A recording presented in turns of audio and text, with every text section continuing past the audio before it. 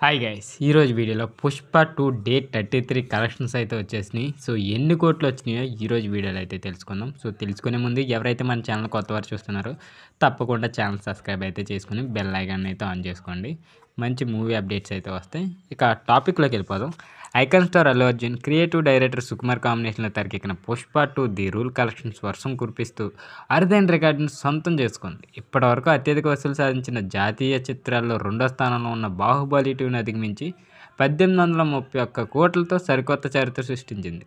ప్రస్తుతం 5 వారంలోకి అడుగుపెట్టిన పుష్ప 2 చాలా వరకు బుకింగ్స్ డ్రాప్ అయ్యాయి.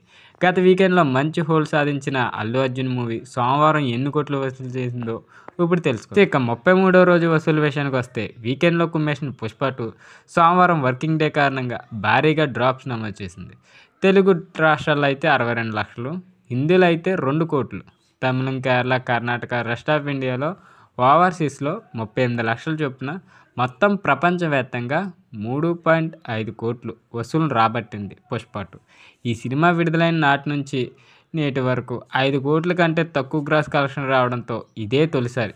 సో మరో 2 రోజుల్లో సంక్రాంతి సినిమాలు రిలీజ్ కానున్న నేపథ్యంలో పుష్ప 2 థియేట్రికల్ బిజినెస్ దాదాపు ముగిసినట్లేనని ట్రేడ్ పండితులు అంచనా వేస్తున్నారు.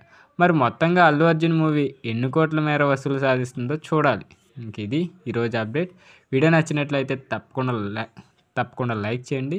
ఇలాంటి మూవీ అప్డేట్స్ కోసం మన ఛానల్ తప్పకుండా సబ్స్క్రైబ్ అయితే చేసుకోండి.